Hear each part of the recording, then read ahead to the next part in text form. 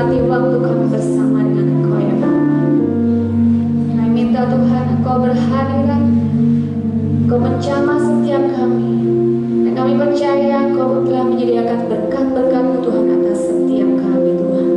Terima kasih Tuhan, terima kasih Bapa. Saat ini kami juga bersatu hati Tuhan.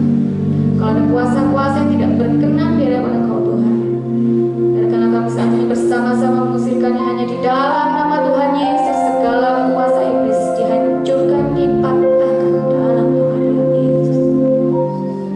Terima kasih Tuhan, terima kasih ya Bapa.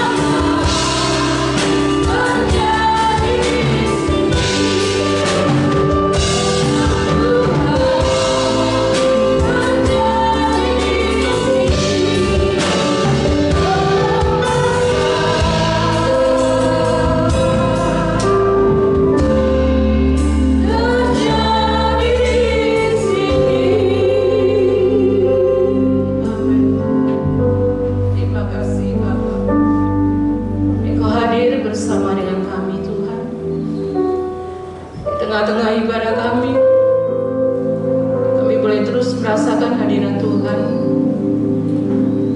yang menjamah setiap pribadi demi pribadi. Terima kasih Tuhan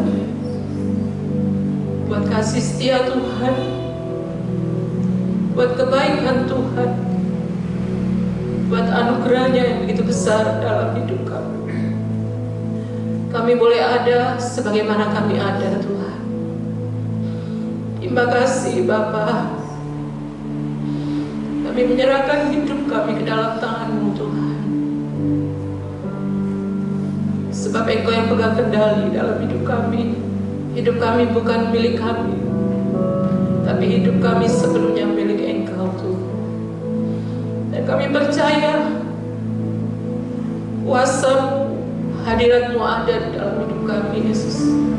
Saat kami memiliki kerinduan Tuhan, itu kami selalu tinggal di dalam rumah-Mu. Terima kasih Tuhan. Kami sudah memuji dan menyembah Engkau. Kami percaya pujian dan penyembahan kami sudah naik di hadapan-Mu, berbau harum Tuhan. Dan sebentar Tuhan berikan kami hati yang lebih, untuk kami selalu bisa fokus akan kebenaran firman-Mu. Biar hati kami, mata kami, pikiran kami tertuju kepada Engkau Tuhan. Sehingga benar-benar firman ini kami simpan di dalam tanah hati yang terbaik. Sehingga firman ini akan terus bertumbuh di dalam hidup kami. Untuk kami boleh maju terus bersama dengan Engkau di dalam hidup kami Tuhan. Ada kekuatan ilahi yang Tuhan beri dalam hidup kami. Terima kasih Tuhan. Tuhan siapkan kami, urapi kami. Tapi kami hamba-Mu yang menyampaikan Tuhan. Biar Engkau sendiri yang berbicara Bapa. Hamba yang tidak mampu, hamba yang bodoh ini Tuhan. Hamba yang tidak bisa apa-apa. Tapi kami percaya kuasa Roh Kudus yang akan membimbing hamba. Sehingga benar-benar firman ini menjadi berkat buat setiap kami. Kami pulang dari tempat ini, kami diberkati oleh Tuhan. Kami semakin dipulihkan, semakin diubahkan hidup kami Tuhan. Tuhan hari lepas hari, hidup kami dipimpin oleh Engkau. Terima kasih Tuhan. Memberkati tim PAW yang sudah melayani Tuhan. Tuhan berkati, pakai Tuhan untuk terus melayani Tuhan. Memiliki spirit semangat terus di dalam Tuhan, dan roh yang menyala-nyala di dalam Tuhan. Karena firman-Mu katakan jangan sampai kerajinan kami kendor, tapi biarlah roh kami menyala-nyala terus dan melayanilah Tuhan. Terima kasih Tuhan. Kami mau menurut apa yang menjadi kemauan Tuhan. Terima kasih. Saat ini kami tahu kuasa iblis tidak pernah tinggal diam, selalu berusaha untuk mengganggu jalan yang firman-Mu disampaikan. Oleh sebab itu kami mau bersatu hati, sepakat kami usirkannya di dalam nama Tuhan Yesus Kristus. Pergi dan keluar, dihancurkan dalam nama Tuhan Yesus. Kami percaya Roh Kudus ada di tempat ini, memenuhi hati pikiran kami. Selalu kami bisa fokus akan Engkau Tuhan. Dan kami siap untuk mendengar kebenaran firman-Mu. Hanya di dalam nama Tuhan Yesus, hamba-Mu sudah berdoa dan mengucap syukur. Haleluya, amin. Puji Tuhan, silakan duduk. Bapak Ibu dikasih Tuhan, terima kasih buat worship leader, singer, main musik, LCD Sound, diberkati Tuhan. Ya, luar biasa. Shalom, selamat pagi buat kita semua. Hari demi hari Tuhan bawa kita, ya Bapak Ibu semuanya, untuk kita semakin dekat sama Tuhan. Ya.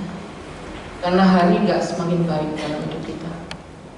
Ya, kita diperhadapkan pada pilihan-pilihan dalam hidup ini. Kita mau pilih yang mana? Ya. Kita mau setia sama Tuhan atau enggak, itu pilihan dalam hidup kita.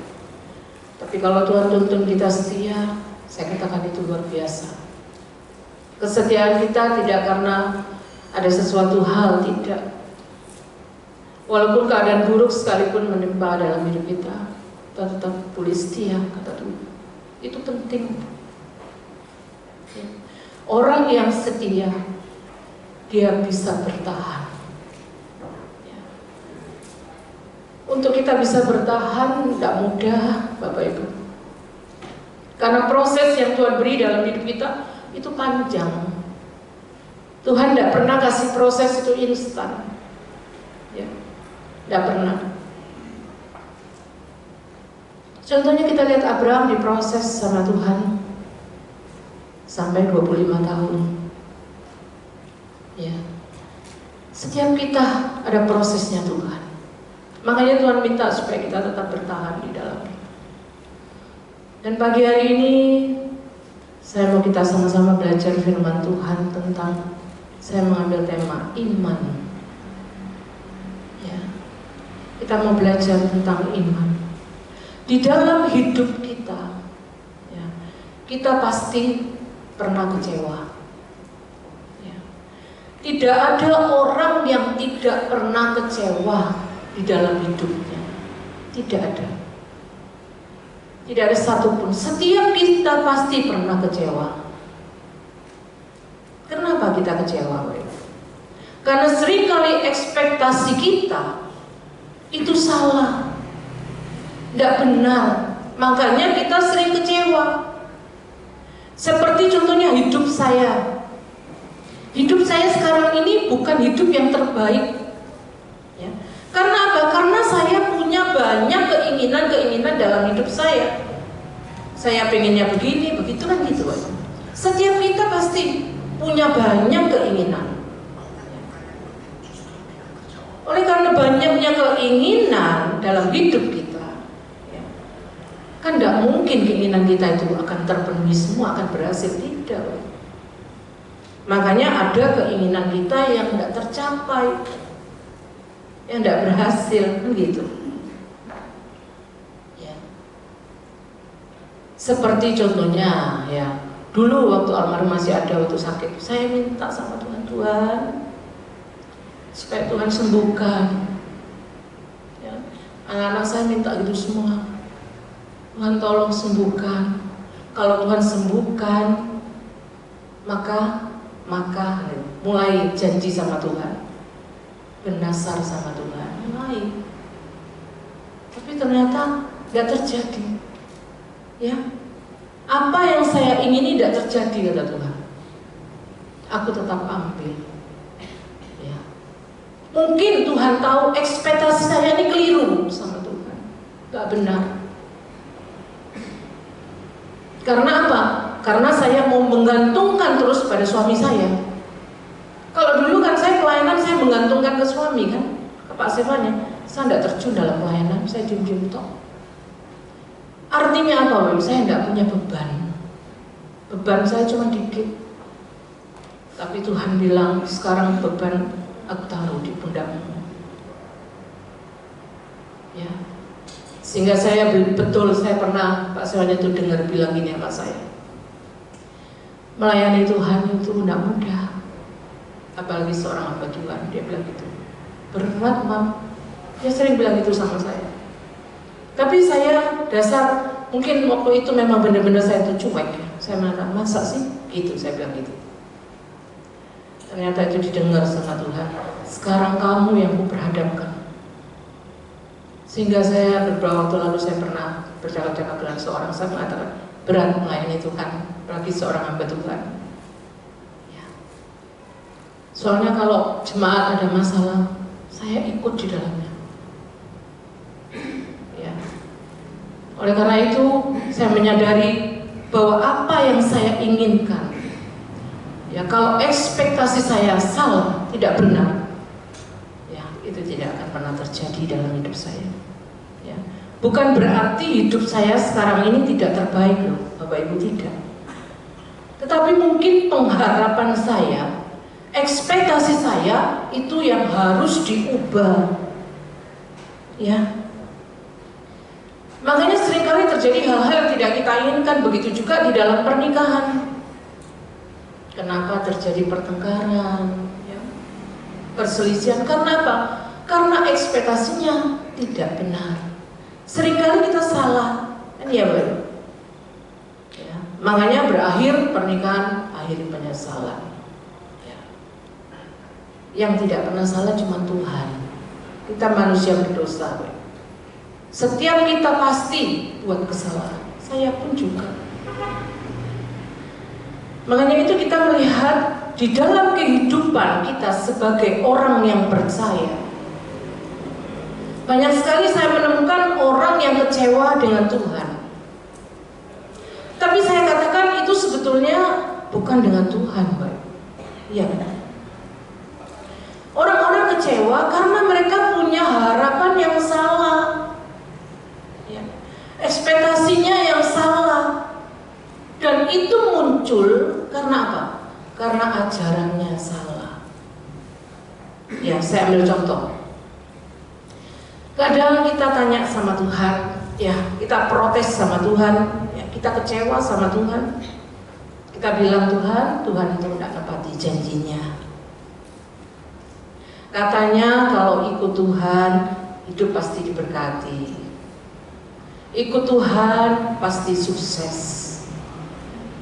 Ikut Tuhan pasti tidak pernah sakit. Ya. Ternyata kok tetap ya ada seorang yang mengatakan demikian dengan saya. Ternyata ikut Tuhan lebih parah.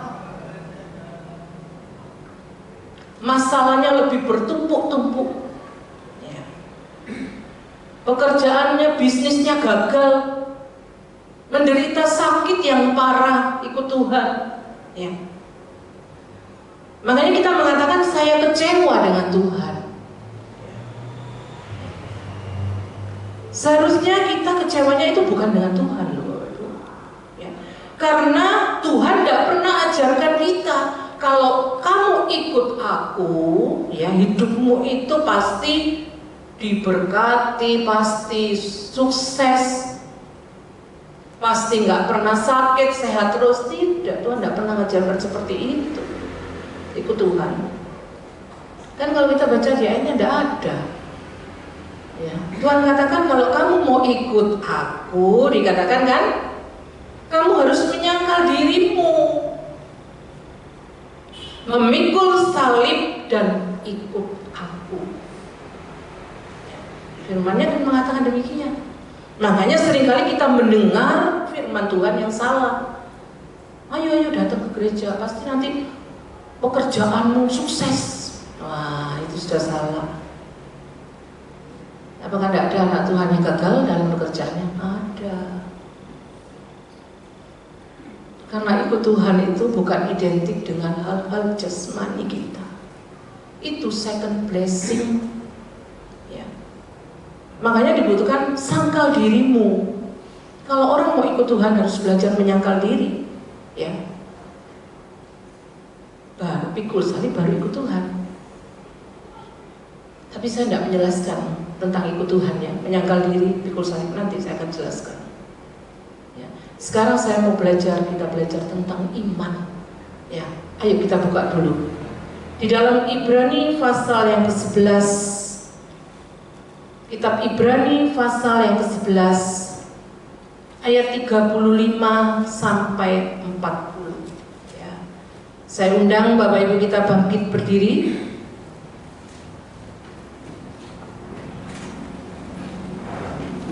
Ya. Ibrani pasal 11 ayat yang ke-35 sampai yang ke-40. Ayo bergantian ya, saya dulu nanti Bapak Ibu.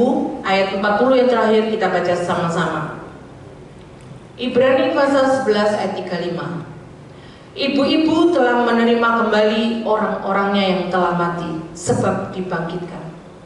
Tetapi orang-orang lain membiarkan dirinya disiksa dan tidak mau menerima pembebasan, supaya mereka beroleh kebangkitan yang lebih baik. Karena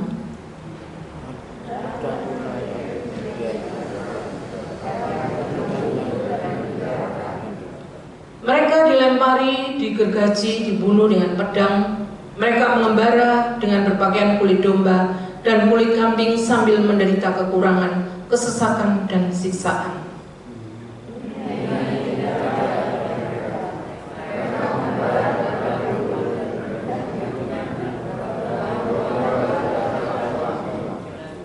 Ke-9, dan mereka semua tidak memperoleh apa yang dijanjikan itu, sekalipun iman mereka telah memberikan kepada mereka suatu kesaksian yang baik. 40 sama-sama.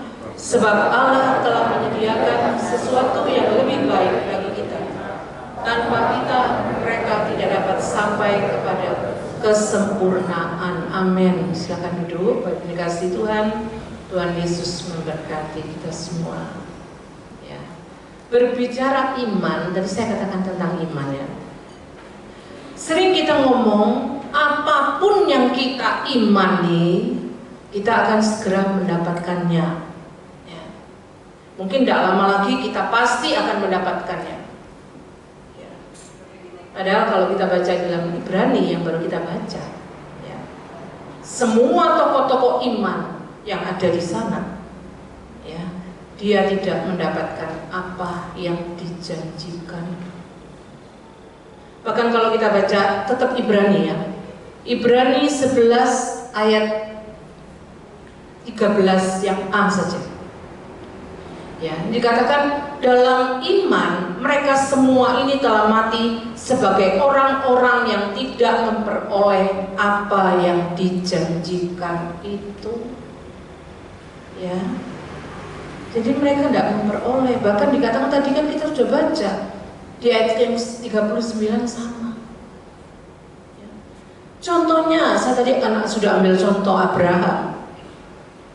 Padahal Tuhan sudah berjanji sama Abraham, aku akan menjadikan bangsa yang besar, memberikan negeri Kanaan kepadamu, dan melalui Abraham semua bangsa mendapat berkat. Ya, itu janji Tuhan. Ya. Tapi pada waktu Abraham mati, ya Bapak Ibu, apakah Abraham sudah jadi bangsa yang besar? Belum. Ya. Belum terjadi, Bapak Ibu. Keturunannya aja masih beberapa waktu itu. Ya. Bahkan anak-anak belum diberikan sama Abraham. Abraham sudah meninggal. Dia masih jadi pengembara, kan berpindah-pindah. Jadi belum terjadi. Apa yang Tuhan sudah janjikan itu tidak terjadi waktu Abraham hidup, ya. Bahkan tokoh-tokoh lain yang kita lihat ya, baik Ishak, Yakub, mereka semua tidak mendapat pengendapan dari iman mereka. Ya, tidak terjadi. Ya. Makanya salah kalau kita punya pikiran, ya, kalau kita beriman pasti kita akan dapatkan semua yang kita imani. Itu salah. Ya, Ibu. Makanya kita belajar firman Tuhan itu tidak mudah. Ya, kalau kita salah belajar firman Tuhan, maka kita pasti akan kecewa sama Tuhan. Ya. Makanya saya pun belajar firman tidak salah-salah, Pak. Ya, tidak sembarang saya comot sana, saya takut, Pak. Saya takut salah sama Tuhan. Ya. Oleh karena itu kita harus percaya bahwa tidak semua yang kita imani itu pasti akan kita dapatkan. Tidak semua. Makanya ayat 39 kan dikatakan ya, dan mereka semua tidak memperoleh apa yang dijanjikan itu. Ya, mungkin kadang-kadang kita bilang iya tidak dapat, karena kamu kurang beriman. Ya. Mungkin kadang-kadang kita bilang gitu ya. Padahal di ayat selanjutnya ayat 39 itu dikatakan ya, sekalipun iman mereka telah memberikan kepada mereka suatu kesaksian yang baik. Siapa bilang yang tidak beriman? Beriman. Kan imannya telah memberikan kesaksian yang baik. Punya iman, mereka sangat beriman. Bukan kurang beriman. Ya. Makanya kalau tidak terjadi, kita tidak dapat apa yang kita imani. Itu bukan karena kita kurang beriman. Memang bisa juga, ya, kita tidak dapat karena kita tidak beriman. Itu bisa ada di dalam Yakobus. Ya. Yakobus 1 juga gitu ayat yang ke-6 kan, hendaklah kamu memintanya dengan iman. Ya. Bisa. Tapi tidak semua. Ya. Apa yang kita inginkan itu pasti terjadi dalam hidup kita. Enggak semua. Kadang-kadang enggak terjadi dalam hidup kita. Walaupun kita sungguh-sungguh beriman, kadang-kadang itu tidak terjadi apa yang kita imani. Karena iman itu bukan hanya percaya dapat, pasti dapat, ya. Tetapi iman itu tetap percaya walaupun tidak mendapat. Ya, saya ulang ya. Jadi iman itu bukan masalah percaya dapat pasti dapat, tetapi tetap percaya walaupun tidak mendapat, itu iman. Ya, artinya apa? Diberi ya oke, tidak diberi ya oke. Kan iya. Itu iman. Jadi tidak semua terjadi dalam hidup kita apa yang kita mau. Kalau kita cuma berkutat pada percaya dapat pasti dapat, saya jamin Bapak Ibu pasti akan kecewa sama Tuhan. Iya, pasti akan kecewa sama Tuhan. Kita perlu belajar untuk kita bisa memberikan semua yang ada dalam hidup kita untuk Tuhan. Karena apa? Karena Tuhan itu sudah memberikan semuanya untuk kita. Ya, luar biasa.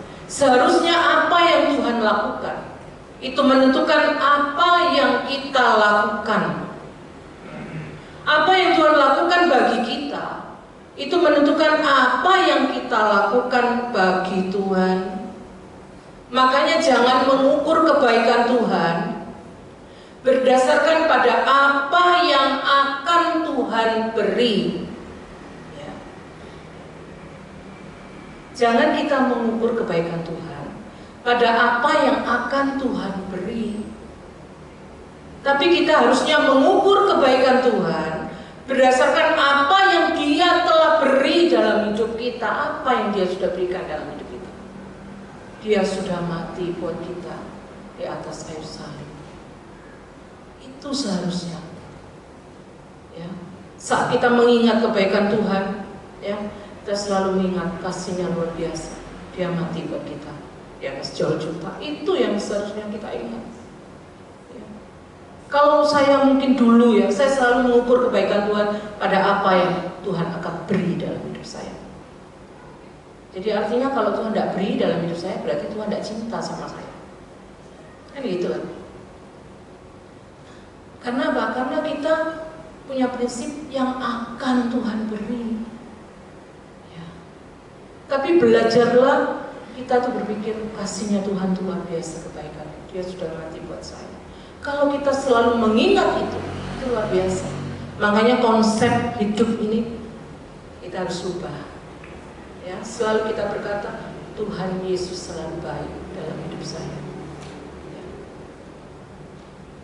Makanya setiap waktu, setiap detik saya selalu mengatakan Tuhan baik, Tuhan baik. Terus saya mengatakan. Karena Dia telah memberikan yang terbaik loh buat saya. Bahkan Dia mau mati buat saya di atas kayu salib. Siapa saya ini? Ya siapa kita semua? Kita cuma manusia berdosa dari debu, tanah. Sampai Dia mau rela mati buat kita.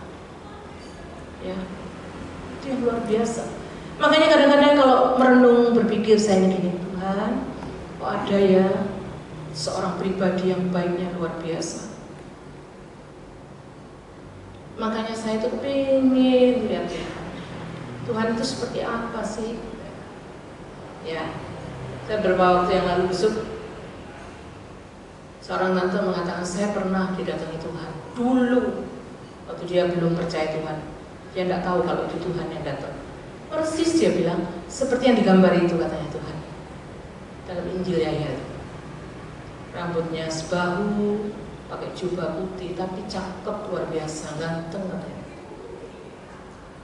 Sampai saya lihat di Tuhan, saya kepingin ya, kok ada satu pribadi yang luar biasa baiknya. Makanya saya kepingin tahu seperti apa. Kalau kita selalu ingat kebaikan Tuhan, cintanya Tuhan, ya, maka kita selalu bersyukur dalam hidup ini. Iya kan? Kalau aku pengen ini Tuhan, tidak dikasih, bersyukur. Kalau dikasih, bersyukur. Sama-sama bersyukur. Makanya konsep kita itu perlu diubah.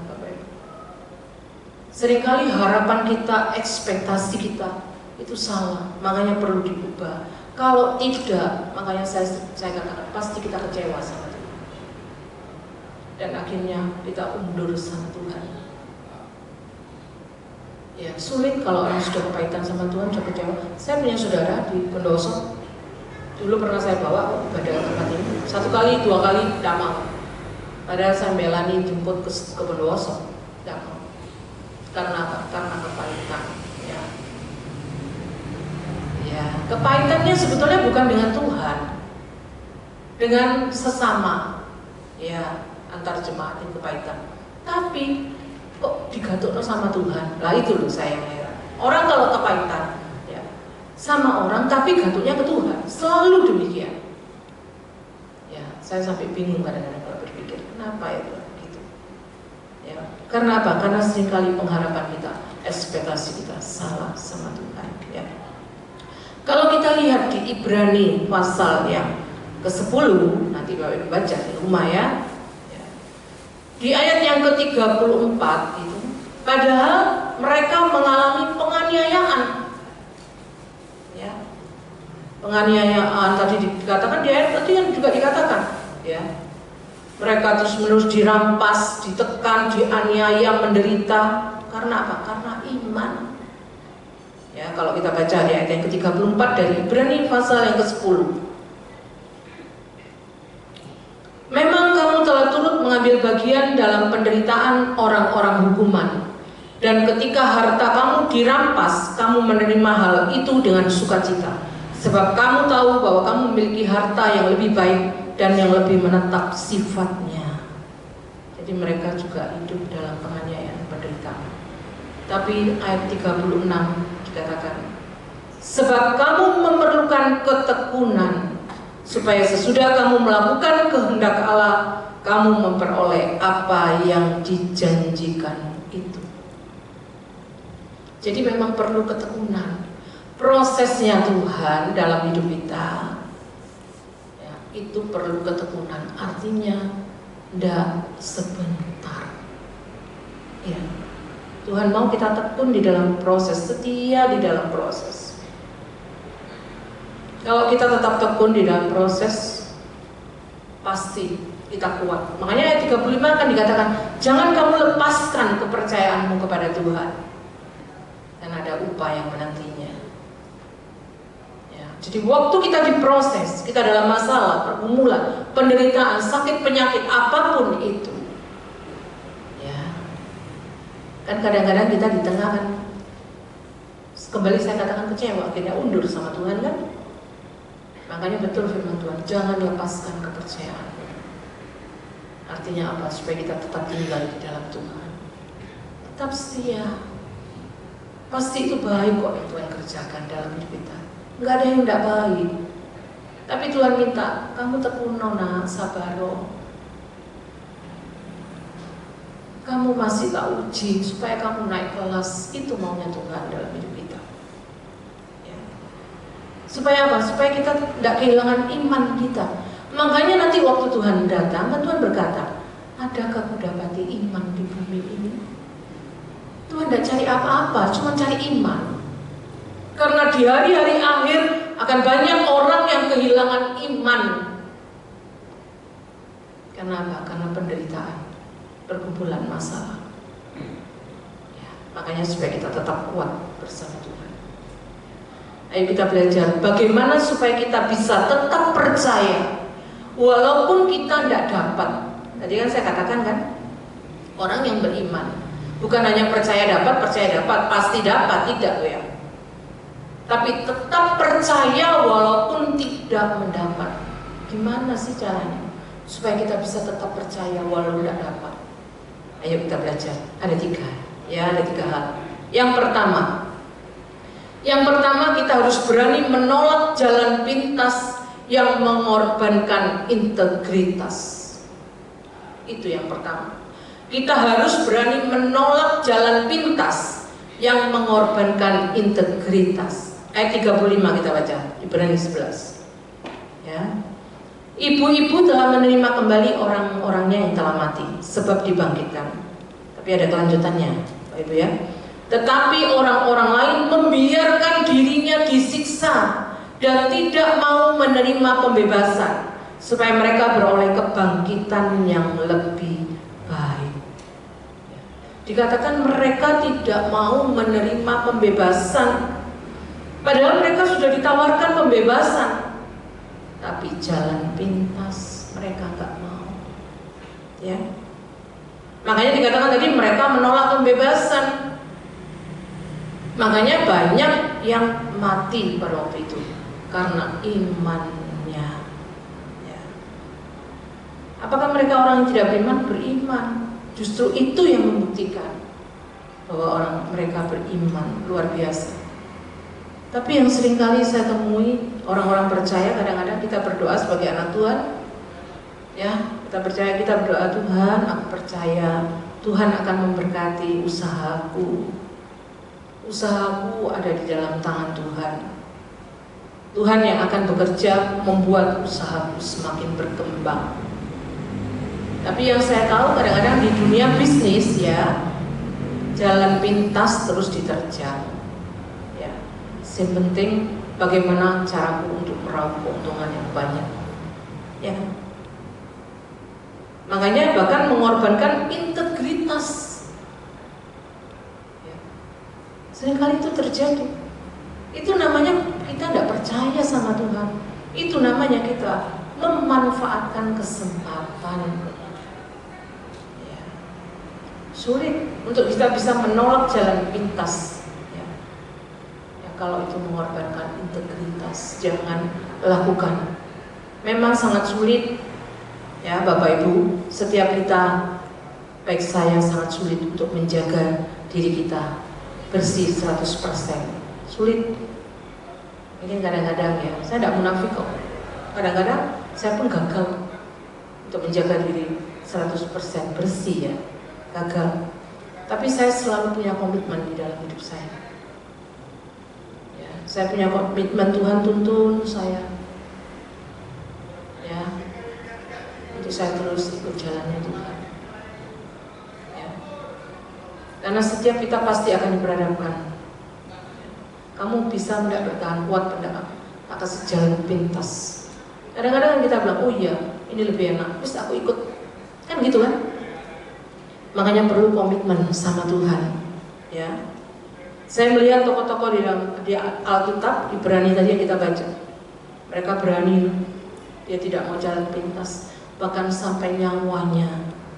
Kalau kita belum ya, belum nyawa kan, belum. Ya. Tapi tokoh-tokoh dalam Firman Tuhan Ibrani, sampai mereka kehilangan nyawanya, ya, mati karena imannya. Itu luar biasa Pak Ibu. Padahal mereka diberi kebebasan tadi kan, tapi mereka nggak mau. Seandainya dia mau, pasti enak kan? Dia nggak mau, akhirnya dibunuh, mati. Ya, oleh karena itu jangan kita mau ya, untuk mengambil jalan pintas kalau itu mengorbankan integritas kita. Kita nggak akan pernah bisa melatih iman kita sampai optimal kalau Bapak Ibu dan saya tidak berani menolak jalan pintas yang ada di depanmu. Ya, seperti saya dengar dulu beberapa waktu dulu, udah gak lama, ada seorang yang bekerja di perusahaan. Dia mengatakan, bosnya mengatakan, kalau kamu mau melakukan ini, tak naikkan jabatan. Jalan pintas tapi yang mengorbankan integritas, jangan. Dia ditawari loh, kamu tak naikkan jabatannya, tapi dia tidak mau menolak. Itu luar biasa sama Tuhan. Itu yang saya katakan, kita harus berani menolak jalan pintas. Ya. Tuhan itu punya caranya sendiri dalam hidup kita, Bapak Ibu. Ya. Jangan selalu kita melihat sesuatu yang enak itu sebagai sebuah kesempatan. Jangan. Setiap kita harus punya integritas di dalam diri kita, itu penting. Ya. Sehingga kita tidak mudah. Ya. Apapun yang terjadi dalam hidup kita, tetap percaya, walaupun tidak dapat, kan ya. Tapi kita tetap percaya ya, itu yang pertama. Yang kedua, bagaimana supaya kita bisa tetap percaya, walaupun kita tidak dapat. Ya. Yang kedua, kalau kita berani menganggap dunia ini sampah, ya, itu yang kedua. Di ayat yang ke-38 Ibrani 11 dikatakan, Dunia ini tidak layak bagi mereka. Mereka mengembara di padang gurun, gak punya tempat tinggal. Dunia ini tidak layak bagi mereka. Memang betul kita hidup di dunia, Bapak Ibu ya. Kita memang tinggal di dunia, tapi tempat kita loh bukan di sini, bukan di dunia. Kita punya tempat, punya rumah nanti di dalam kerajaan surga, tinggal bersama dengan Tuhan. Ya. Makanya kita jangan berani mengatakan bahwa dunia ini benar-benar anggap sampah, seperti Rasul Paulus katakan. Ya. Di dalam Filipi 3 ayat yang ke-7 dikatakan, tetapi apa yang dahulu merupakan keuntungan bagiku, sekarang kuanggap rugi karena Kristus. Jadi apa yang dulu menjadi kebanggaan dalam diri Rasul Paulus, ya, sekarang aku menganggapnya itu semua sampah. Ya. Kalau kita tidak berani menganggap dunia ini sampah, maka kita akan kehilangan kepercayaan kita kepada Tuhan. Ya, harusnya kalau kita sudah mengalami perjumpaan sama Tuhan, itu mengubah cara kita melihat dunia, itu berubah. Ya.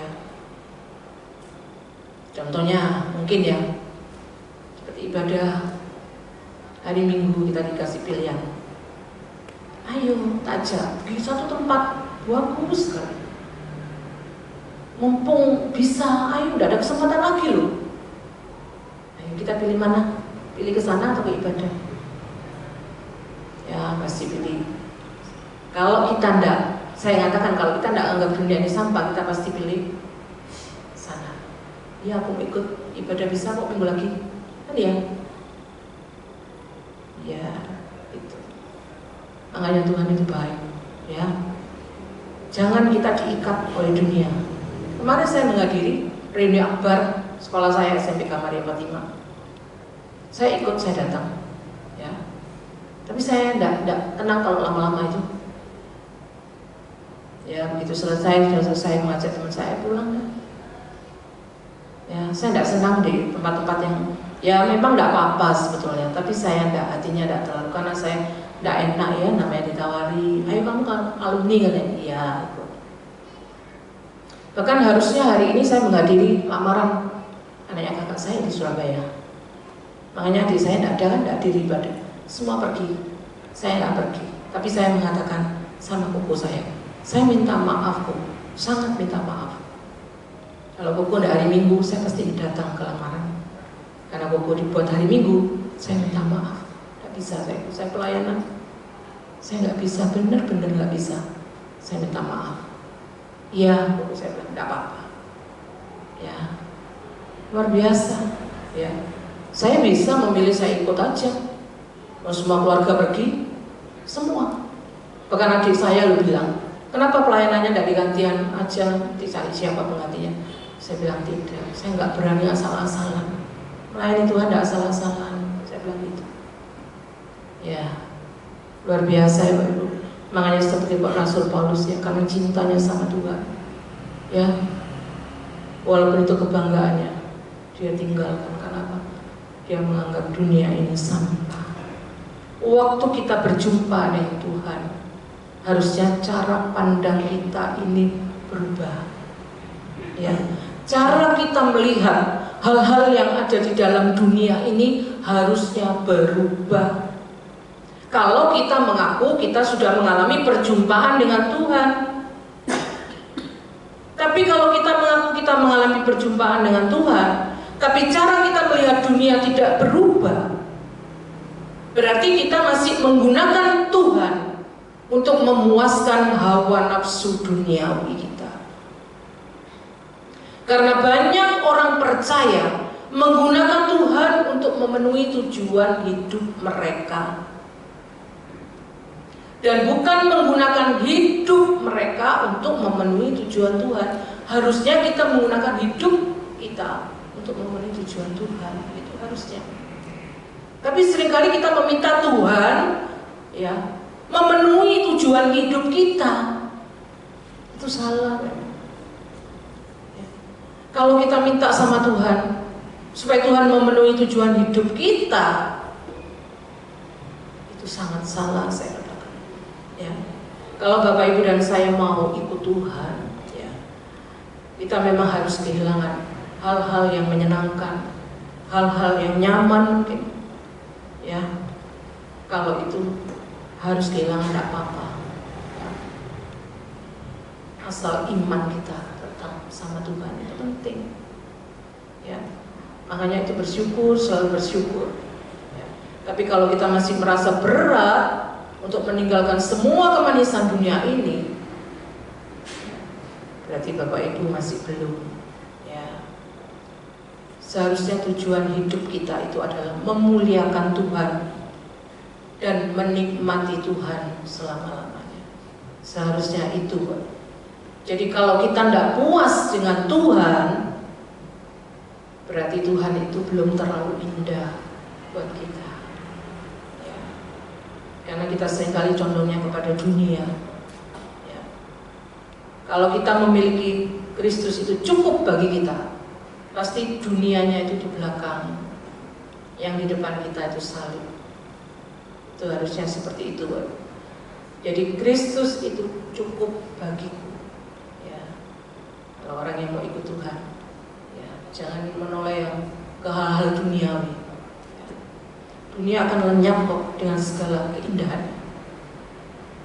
Ya.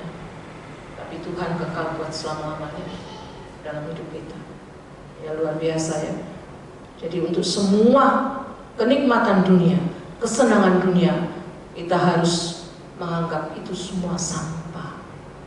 Ya. Kalau kita tidak menganggap itu semua sampah, kita pasti akan kecewa. Karena Tuhan tidak pernah janjikan kenikmatan dunia, tidak. Tidak pernah. Mengikut Tuhan bukan seperti itu, tidak pernah Tuhan. Ya. Tapi kita harus fokus sama Tuhan. Ya. Luar biasa, itu yang kedua ya.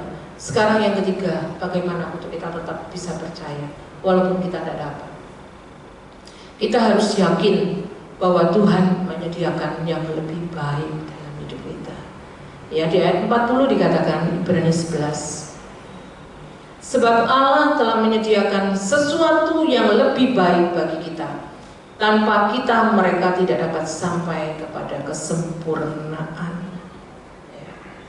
Luar biasa. Ayat ini memberitahu kita ya, tokoh-tokoh iman yang ada di Ibrani 11 ini, ya, mereka semua melakukannya untuk Tuhan ya, karena Tuhan ya. Bahkan Musa, kalau kita baca ya, Musa itu meninggalkan kekayaannya loh. Ya kan, kenikmatan di Mesir dia tinggalkan. Karena apa? Karena Tuhan. Tokoh-tokoh iman juga seperti itu ya.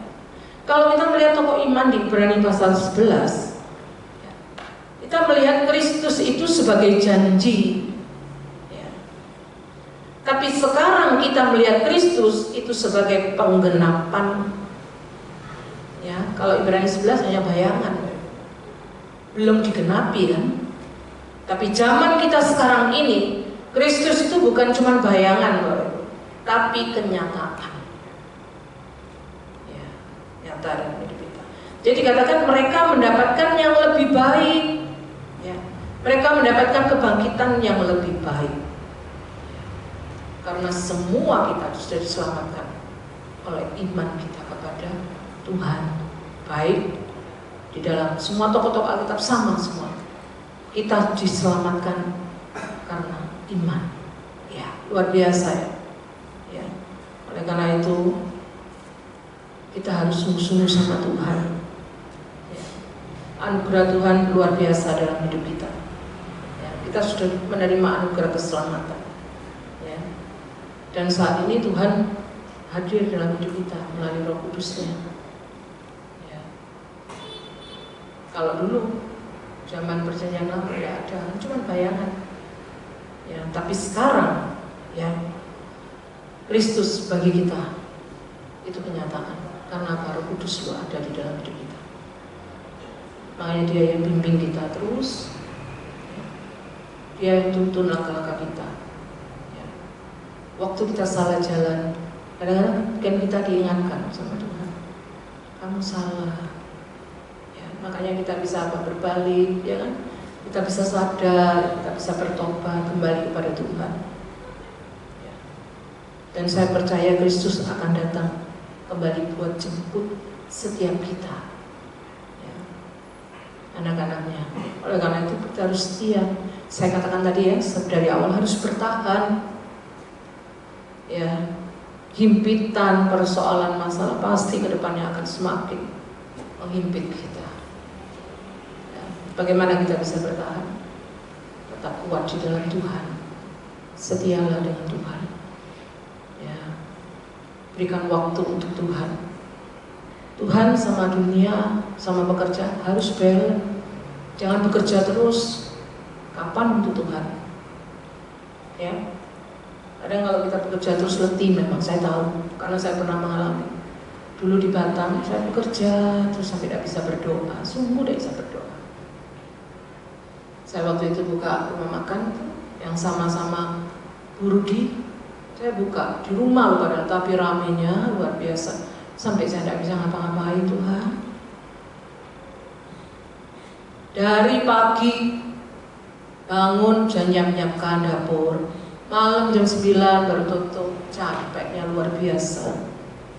Akhirnya bilang sama Tuhan apa? Tuhan, besok pagi ya doanya ya Tuhan. Besok pagi, begitu mau bangun, pikirannya melayang-layang, aduh, ya apa nih? Depot mau dibuka, aduh, siap-siap, akhirnya tidak berdoa. Saya merenung, saya sempat merenung tapi di sana. Saya gini sama Tuhan, Tuhan, kalau Tuhan buat gini, aku nggak bisa doa Tuhan, nggak bisa ngapa-ngapain. Karena aku pas untuk dunia hidupku ini. Nah, waktu itu saya ingat di Batam, saya menangis, tapi saya tidak bisa membatalkan. Kan tidak marah orang itu kalau tiba-tiba saya stop, saya tidak bekerja sama, marah pasti. Saya cuma nangis sama Tuhan, ya apa Tuhan? Memang manusia itu repot ya. Dulu saya buka usaha pertama di Batam, sepi, ngomel sama Tuhan. Sekarang diberkati sama Tuhan, tapi aku nggak bisa apa-apa sama Tuhan. Tapi Tuhan luar biasa, Tuhan dengar. Pas waktunya Pak semuanya ditarik untuk pulang ke Jember. Mau tidak mau saya lepaskan. Saya berkata, oh ya Tuhan itu baik. Kadang saya merenung soalnya, diam-diam saya merenung, oh ya ternyata Tuhan itu baik. Tapi Tuhan itu tidak pernah mau instan. Waktu saya berdoa demikian, Tuhan tidak langsung bekerja. Ayo sudah, ya tidak. Proses tetap itu berjalan terus proses. Sampai pada satu titik Tuhan mengatakan kamu harus kembali pulang ke Jember. Dan terus itu kita kembali ke Jember. Ya, luar biasa. Oleh karena itu kita harus percaya bahwa apa yang terjadi dalam hidup kita itu sudah diatur sama Tuhan. Dan itu pasti mendatangkan kebaikan. Makanya Roma 8 ayat 28 itu kita harus selalu ingat. Ya, aku tahu sekarang bahwa Allah turut bekerja di dalam segala sesuatu untuk mendatangkan kebaikan bagi mereka yang mengasihi Dia, yaitu bagi mereka yang terpanggil menurut rencananya Tuhan. Setiap kita ada rencana Tuhan di dalam hidup kita. Ya. Makanya jangan ragu iring Tuhan. Ya, pertetapkan langkah kita iring Tuhan. Percaya Dia akan memimpin kita terus di dalam jalan. Walaupun sulit, jalan Tuhan itu sulit, saya katakan benar sulit. Makanya ada lagu di dalam dunia ada dua jalan, jalan lebar, jalan sempit, yang kamu pilih mana? Oh kalau jalan lebar lempeng kita, kan iya kan? Kalau kita naik mobil aja masuk jalan lebar, cepat kita. Tapi kalau kita lewat jalan sempit, kita harus hati-hati, kan ya? Makanya di jalan Tuhan, jalan sempit tidak mudah. Tapi kalau kita punya komitmen sama Tuhan, kita dibimbing, terus dibimbing. Ya, iman kita kuat sama Tuhan. Ya, itu Tuhan membentuk setiap kita. Itu Bapak Ibu yang ada di tempat ini, ya supaya kita tetap kuat. Ya, tambah-tambahkan Tuhan, percayaku. Ya, tambah-tambahkan kasihku kepada Tuhan. Ya, itu doa kita. Supaya Dia akan menuntun langkah-langkah kita. Ya, terus kita akan dibimbingnya sampai sampai pada satu kali kelak kita akan berjumpa dengan juru selamat kita buat selama-lamanya dalam hidup kita. Ayo kita tutup kita biar firman pada pagi ini menjadi berkat ya. Sekalipun kita tidak dapat apa yang kita mau, apa yang kita imani, tapi tetap percaya ya sama Tuhan ya, luar biasa ya. Makanya kita harus berani menolak jalan pintas. Kalau itu kita harus mengorbankan integritas kita. Yang kedua, kita harus menganggap semua kemanisan dunia sampah buat kita. Artinya apa? Itu tidak penting buat kita ya. Yang ketiga, percaya bahwa apa yang Tuhan lakukan dalam hidup kita pasti yang terbaik. Tuhan akan kerjakan lebih baik lagi dalam hidup kita ya. Saya undang worship leader, singer untuk maju ke depan. Kita akan pujikan Oh Yerusalem kota mulia ya. Itu kerinduan setiap kita ya.